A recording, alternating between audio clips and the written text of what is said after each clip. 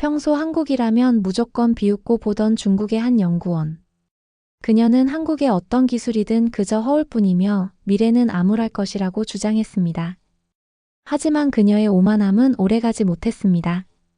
한국에서 공개된 단 3분짜리 영상 하나가 그녀를 충격과 공포에 빠뜨린 것이죠. 14억 중국인을 경악시킨 이 영상 과연 무엇을 담고 있을까요? 지금 사연 시작합니다. 숨을 깊게 들이쉬었어요. 강의실은 묘한 긴장감으로 가득 차 있었습니다. 마치 폭풍 전야처럼 고요하면서도 곧 터질 것 같은 분위기였죠. 오늘은 제가 국제 스마트 도시 정책 강의를 처음으로 시작하는 날이었습니다. 제 이름은 리나예요. 중국에서 태어나고 자랐으며 베이징의 대학교를 졸업했습니다. 어릴 적부터 공부를 잘했고 사회현상과 국제관계에 관심이 많았어요. 그래서 대학원에서 국제 스마트 도시 정책을 전공했으며 현재 연구원으로 일하고 있습니다. 이번 학기부터는 모교에서 강의를 맡게 되었어요. 한국의 스마트 시티라. 강단에 서서 강의실을 둘러보는데 씁쓸한 혼잣말이 나왔습니다. 사실 저는 한국에 대해 좋지 않은 감정을 지니고 있었어요. 어릴 때부터 부모님, 특히 어머니는 한국 드라마나 영화를 좋아하셨지만 저는 왠지 거부감이 들곤 했습니다. 환경의 영향이 컸을 거예요. 아버지는 중국 전통 문화를 사랑하셨고 중국의 역사와 기술 발전에 자부심이 크셨죠. 자연스레 한국을 중국의 것을 따라하는 나라, 겉만 번지르르 하고 실속은 없는 나라로 여기게 되었습니다. 언론 매체에서 접한 한국 관련 뉴스도 대부분 부정적이었어요. 경제 성장률, 대기업 횡포 등 긍정적인 소식도 있었지만 이상하게도 부정적인 부분만 눈에 띄었습니다. 몇몇 학술 자료에서 본 한국 스마트 시티에 관한 비판적인 시각도 제 편견을 굳혔어요. 오늘 강의 주제는 한국의 스마트 시티입니다. 냉소적인 말투로 입을 열었습니다. 제 목소리에는 저도 모르게 냉소적인 기운이 담겼던 것 같아요. 여러분은 한국의 스마트 시티에 관해 어떤 이미지를 갖고 계시나요? 화려한 고층 빌딩, 최첨단 기술, 편리한 생활을 떠올리시겠죠. 저 또한 마찬가지였습니다. 하지만 몇 년 전 본 한국의 신도시 개발 관련 뉴스는 제 생각을 완전히 뒤엎었습니다. 숨을 고른 후 말을 이었습니다. 뉴스는 충격적이었어요. 처음엔 화려한 족감도와 첨단 기술을 내세우며 홍보하더니 얼마 지나지 않아 입주율 저조와 기반 시설 부족으로 주민들이 큰 불편을 겪는다는 보도가 나왔습니다. 이를 보며 역시 겉만 그럴싸하게 꾸민 거였어 라는 생각을 떨칠 수 없었어요. 스마트 시티? 그저 보여주기식 전시 행정에 불과한 건 아닐까요? 말을 마치자 강의실 곳곳에서 웅성이는 소리가 들렸습니다. 대부분 중국인 유학생이었는데 그들 역시 저와 비슷한 생각을 하는 듯 했어요.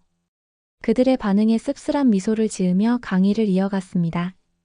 솔직히 말하자면 그때 저는 한국의 스마트 시티에 관해 제대로 알아보려는 노력조차 하지 않았던 것 같아요. 그저 제 편견을 확인하고 싶었을 뿐이죠. 몇 차례의 강의가 더 이어진 후에도 제 강의는 여전히 한국 스마트 시티에 관한 비판적인 시각을 담고 있었습니다. 그러던 어느 날 강의 직전 조교가 저에게 다가와 말했어요. 리나 교수님, 오늘 강의에 에드윈 교수님께서 참관하신답니다. 에드윈 교수님이요? 네, 국제 스마트 인프라 및 도시 혁신 분야의 권위자시죠. 잠시 들르실 예정입니다. 에드윈 교수. 그 이름은 저도 잘 알고 있었습니다. 국제학회에서 여러 차례 그의 발표를 접했는데 그때마다 그의 통찰력과 전문성에 감탄하곤 했어요. 그런 분이 제 강의를 듣는다니 긴장과 기대가 뒤섞였습니다. 얼마 후 에드윈 교수님이 강의실로 들어오셨어요. 50대 중반으로 보이는 백인 남성이었는데 차분한 태도 속에서도 날카로운 눈빛이 돋보였습니다. 그는 가벼운 목례로 인사한 뒤 뒷자리에 자리 잡았어요. 저는 애써 침착함을 유지하며 강의를 시작했습니다. 여느 때처럼 한국 스마트 시티의 문제점을 지적하고 그 한계에 관해 설명했죠. 하지만 에드윈 교수님이 계시다는 사실 때문인지 평소보다 긴장하고 말도 자주 꼬였습니다. 강의가 끝나고 질의응답 시간이 되자 저는 에드윈 교수님이 질문하실까 봐 조마조마해하며 학생들의 질문에 답했습니다. 놀랍게도 에드윈 교수님이 손을 드시더군요. 리나 교수님 강의 잘 들었습니다. 혹시 제가 한국 스마트시티에 관한 몇 가지 추가 정보를 공유해도 될까요? 당황스러웠지만 저는 기꺼이 동의했습니다. 네, 교수님. 말씀해 주세요. 에드윈 교수님은 앞으로 나오셔서 준비해온 자료를 스크린에 띄웠습니다. 바로 세종 5-1 생활권 스마트시티의 조감도였어요. 세종 5-1 생활권은 약 274만 m, 축구장 380개 크기의 면적에 1조 5천억 원이 투입된 미래 도시의 청사진입니다. 그는 세종 스마트시티에 적용된 첨단 기술들을 차근차근 설명했습니다. 자율주행 전용 도로, 스마트 횡단보도, AI 기반 데이터 플랫폼 등을 언급하며 각 기술이 도시의 효율성과 안전성을 어떻게 높이는지 구체적인 사례와 통계 자료를 제시했어요. 이곳은 단순한 신도시가 아닙니다. 데이터와 인공지능을 바탕으로 도시 전체가 유기적으로 연결되어 있어 마치 살아 숨쉬는 유기체와도 같죠. 물론 아직 완벽하지는 않습니다. 자율주행 기술도 아직은 제한적이고 AI 시스템 역시 계속해서 개선하고 보완해야 합니다. 그의 설명은 제 마음속에 작은 균열을 일으켰습니다. 하지만 저는 여전히 의심을 완전히 버리지 못했어요. 그래서 질문했습니다. 교수님, 한국 스마트시티가 실제로 주민의 삶을 얼마나 개선했는지에 관한 구체적인 데이터가 있나요? 혹시 과장된 홍보는 아닐까요? 제 질문에 그는 미소를 띠며 답했습니다. 물론입니다. 세종 스마트시티는 범죄율 감소, 교통체증 완화, 에너지 소비 절감 등 여러 분야에서 뚜렷한 성과를 보이고 있습니다. 관련 자료는 나중에 공유하겠습니다. 하지만 이러한 성과에도 불구하고 여전히 풀어야 할 과제가 많습니다. 예컨대 개인정보 보호 문제, 기술 격차로 인한 소외 계층 발생 가능성 등은 신중히 고려해야 할 사항입니다. 그는 한국 스마트시티의 긍정적인 측면과 부정적인 측면을 모두 솔직하게 이야기했습니다. 이어서 그는 부산 에코델타 스마트시티의 영상을 보여주었어요. 거대한 정수시설과 첨단 센서들이 복잡하게 얽혀있는 모습이 인상적이었습니다. 부산 에코델타 스마트시티는 물을 중심으로 설계되었습니다. 강우 하천 정수 하수 재이용의 전 과정을 스마트 기술로 관리하여 수질 개선과 에너지 효율을 극대화했습니다.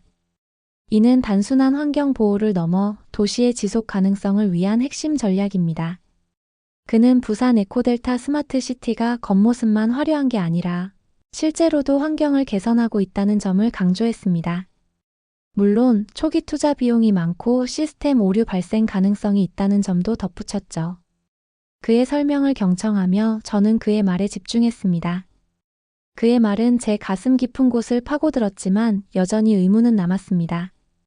에드윈 교수님은 세종과 부산의 사례에 이어 한국의 또 다른 스마트 시티 프로젝트, 해양 스마트 안전도시 관련 R&D 프로젝트를 소개했어요. 한국은 삼면이 바다로 둘러싸인 나라입니다. 그러므로 태풍, 해일, 집중호우 같은 자연재해에 노출될 수밖에 없어요. 이 프로젝트는 이러한 자연재해의 위협에 대응하고자 첨단 기술을 활용합니다. 인공위성, IoT 센서, 레이더 등 여러 기술을 결합해 AI 기반의 재난 예측 시스템을 만드는 거예요. 그는 실시간 해양 데이터 분석, 통합 조기 경보 체계 구축 등 상세한 연구 내용을 설명했습니다. 그의 설명을 들으며 저는 점점 더 혼란스러웠어요. 정말 그게 가능할까? 결국 참지 못하고 질문했습니다. 교수님, 기술 개발도 좋지만 실제 재난 상황에서 얼마나 효과가 있을지는 알 수 없잖아요? 예측이 틀리거나 시스템이 오작동할 수도 있지 않을까요? 그는 제 질문에 여유로운 미소를 띠며 스크린에 거대한 파도가 도시를 덮치는 시뮬레이션 영상을 켰습니다. 리나 교수님, 훌륭한 질문이네요. 이건 단순한 가상현실이 아닙니다. 실제로 일어날 수 있고 이미 일어났던 재난 상황이에요. 하지만 해양 스마트 안전도시 프로젝트는 이러한 재난을 예측하고 일찍 경보를 내려 인명피해를 줄이는 걸 목표로 합니다. 이어 말했어요. 물론 완전한 예측은 불가능해요. 자연은 인간이 완벽히 통제할 수 없으니까요. 예측 오류나 시스템 오작동 가능성도 있죠. 하지만 그렇다고 가만히 있을 순 없잖아요. 중요한 건 위험을 줄이려 끊임없이 애쓰고 더 나은 기술을 개발하는 겁니다. 그는 한국의 기술력이 부풀려졌다는 의견도 언급하며 이 프로젝트가 한국이 국민의 안전을 위해 얼마나 진심으로 노력하는지 보여준다고 강조했습니다. 그의 답변은 제 마음을 깊이 움직였습니다. 그는 기술의 한계를 받아들이면서도 더 나은 미래를 위해 힘쓰는 한국 사람들의 의지를 강조했어요. 강의가 끝난 후 저는 에드윈 교수님께 찾아가 감사 인사를 드리고 그가 나눠준 자료들을 자세히 살펴봤습니다. 세종 스마트시티의 성과 지표, 부산 에코델타 스마트시티의 환경 개선 효과 해양, 스마트 안전도시 프로젝트의 기술 보고서 등 자료는 그의 주장을 뒷받침하는 구체적인 근거들로 가득했습니다. 자료를 검토하며 저는 제가 얼마나 좁은 시야로 한국을 바라봤는지 깨달았습니다. 에드윈 교수님과 만난 후 저는 며칠간 깊은 고민에 잠겼습니다. 그의 설명과 자료는 제 안의 한국 스마트 시티에 대한 부정적 인식을 흔들었어요. 하지만 오래 쌓인 편견은 쉬이 사라지지 않았습니다. 눈으로 보기 전까진 못 믿어. 혼잣말하며 책상 위의 자료를 다시 훑었습니다. 세종, 부산, 해양 스마트 안전 도시 프로젝트 등 한국 스마트 시티 관련 자료는 넘칠 만큼 많았어요. 논문, 전문가 인터뷰, 현지 주민 반응 등 온갖 정보를 읽고 또 읽었습니다. 결심했습니다. 한국에 가기로요. 직접 보고 체험해야만 진실을 알 수 있으리라 생각했습니다. 다음 날 한국행 준비를 시작했습니다. 연구소엔 단기 휴가를 내고 항공권과 숙소를 잡았습니다. 한국 스마트 시티 관련 자료도 다시 챙겨 가방에 넣었습니다. 마침내 한국으로 가는 날 설렘 반 긴장 반으로 비행기에 올랐습니다. 인천국제공항에 내리자마자 세종 5-1 생활권으로 향했어요. 세종시에 도착하자 넓은 터에 세워진 미래 도시 모습에 압도당했습니다. 완공전 건물도 여럿이었지만 곳곳에서 미래 도시 분위기가 물씬 풍겼어요. 먼저 도로의 자율주행 자동차에 주목했습니다. 시범 운행 중이었고 특정 구간만 운행했지만 자율주행차가 도로를 달리는 광경은 신기했습니다. 스마트 횡단보도도 눈길을 끌었습니다. 보행자가 다가오면 불이 켜지고 안전하게 건너도록 돕는 시스템이었어요.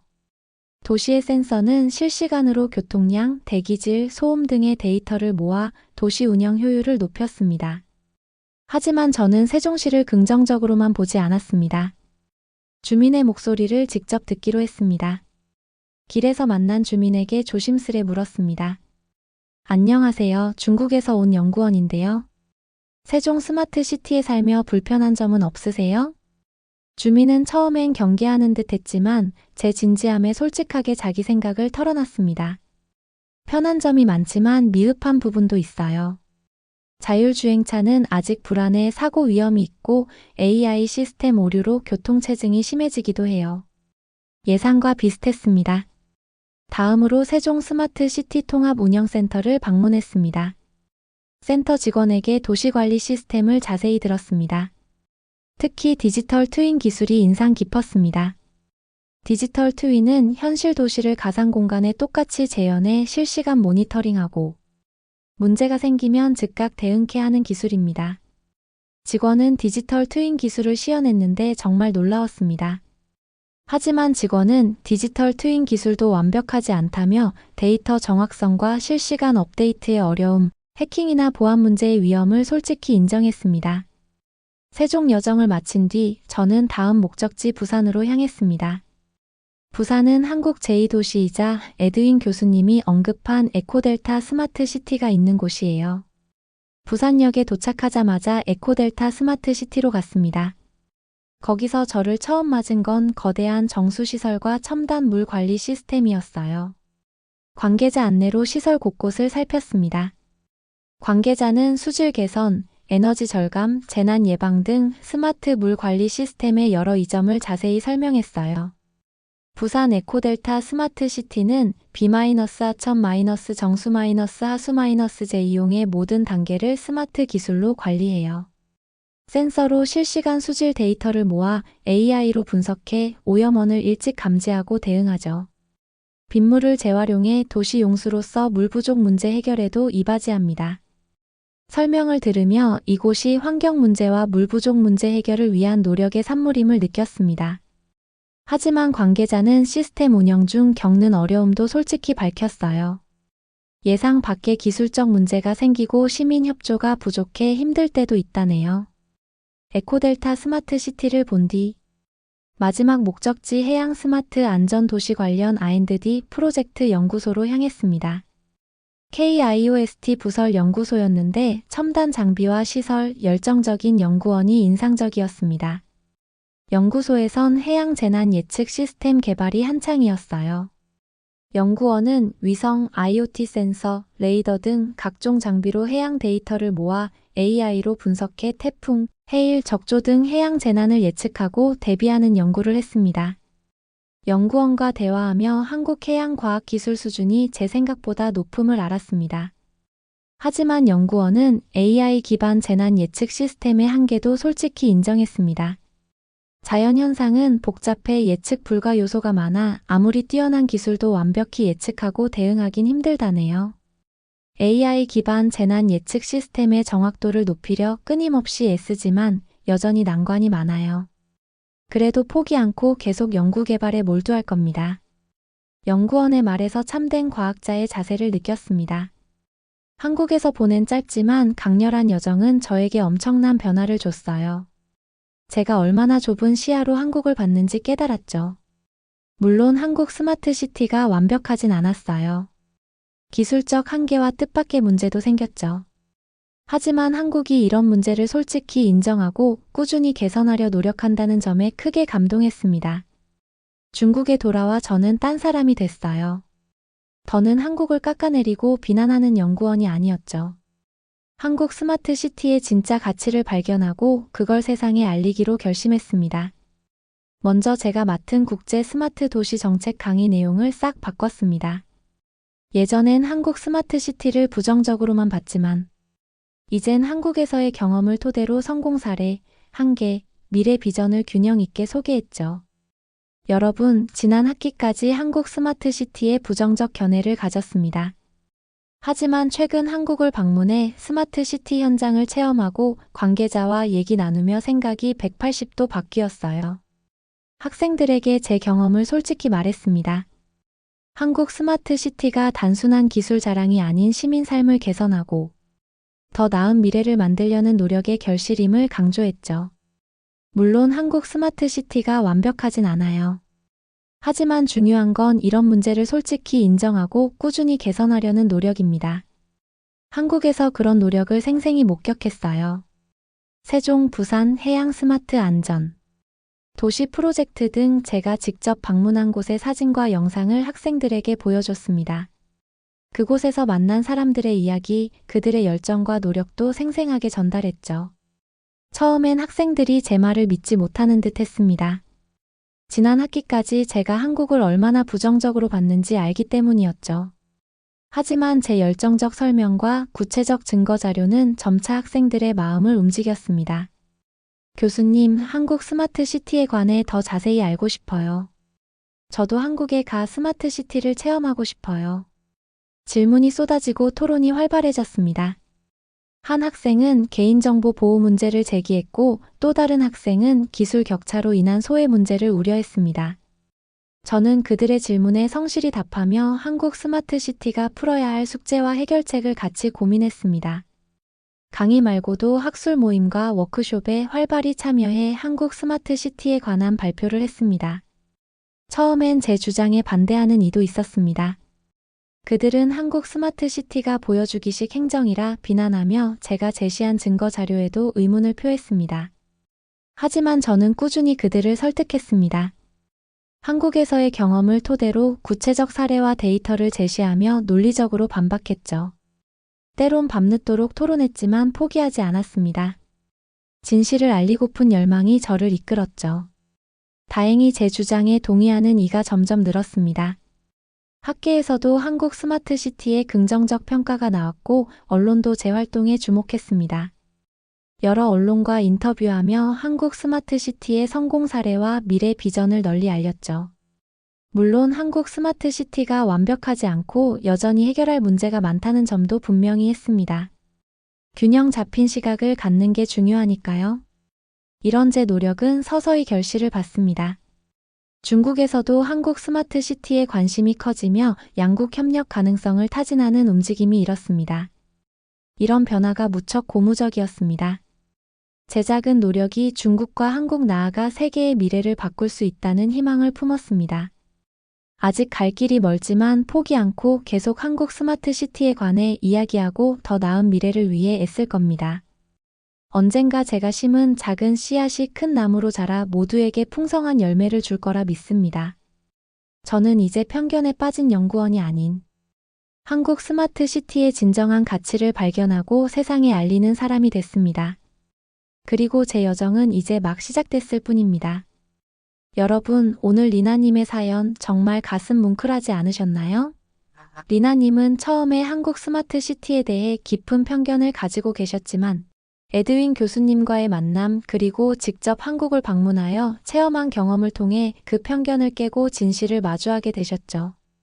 세종 스마트시티의 자율주행차와 스마트 횡단보도, 부산 에코델타 스마트시티의 혁신적인 물관리 시스템 그리고 해양 스마트 안전도시 프로젝트의 끊임없는 노력까지.